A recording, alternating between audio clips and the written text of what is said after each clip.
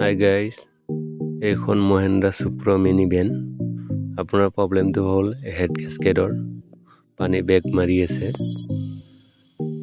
গেস্কেটটো যোৱা কাৰণটো হ'ল আপোনাৰ ৰেডিয়েটৰটো জাম আছিলে। ৰেডিয়েটৰটো খুলি চালোঁ, খুলি চোৱাৰ পিছত গোটেই জাম আছে।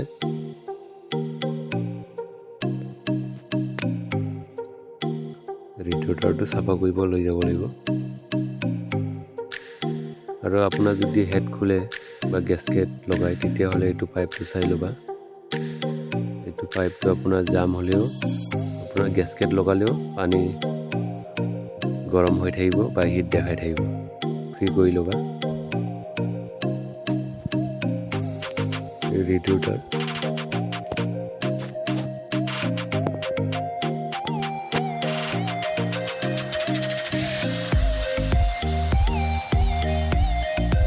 পানী অৱস্থা পুৰা আইৰণ হৈ গ'ল।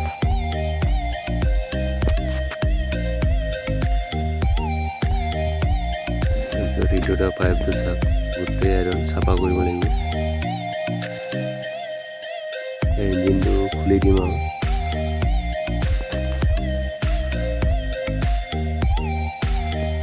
খুলি আছোঁ লাহে লাহে, আধা আধি খোলা হৈ গ'ল। ইঞ্জিনটো লাহেকৈ নামাই দিম।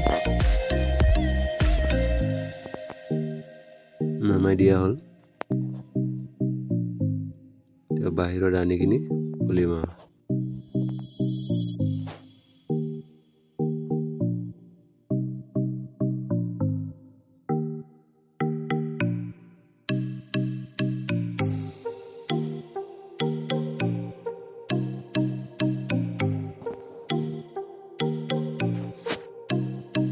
হ'ল। এতিয়া ফাৰ্ষ্টতে 1 নম্বৰতে খুলিলোঁ, ইজিয়াৰটো খুলিছিলোঁ। তাৰপিছত তাৰ চিমৰ অৱস্থাটো চাওক, ফুটাটো গোটেই জাম হৈ আছে।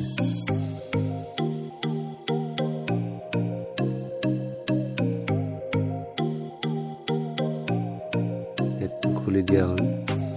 গেস্কেটটো চাইছোঁ, গেস্কেটৰ অৱস্থাই নাই।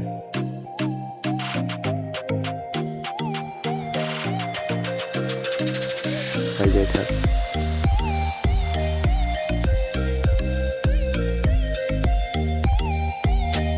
চাফা কৰি কিনি ধুনীয়াকৈ লগাই দিম।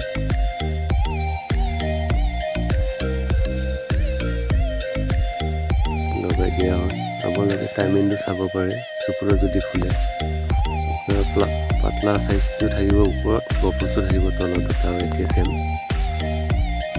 তাৰপিছত ক্ৰেংক চাবৰটো হ'লে এইটো বুলটুপটো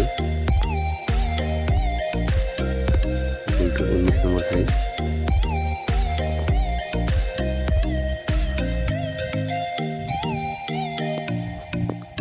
লগাই দিলোঁ। এতিয়া টাইমিং কভাৰটো লগাব বাকী আছে, এইটো লগাই কিনি ইঞ্জিনটো উঠাই দিম। উঠাই দিলোঁ। উঠাটো আপোনালোকক দেখাই নিদিলোঁ। এতিয়া গাড়ীখন ষ্টাৰ্ট দি চাম অ'কে হৈছে নে নাই।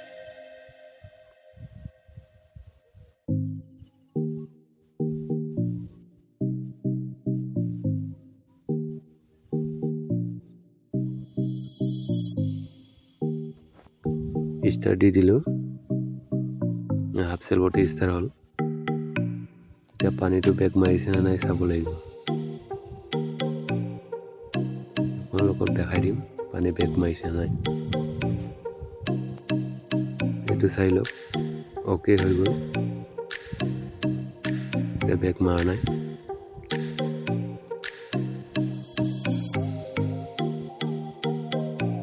ধুনীয়াকৈ হৈ গ'ল। কুলেণ্ট পানী সোমাই দিলোঁ। ইমানেই আছিলে ভিডিঅ'টো, ইমানতে সমাপ্ত কৰিলোঁ।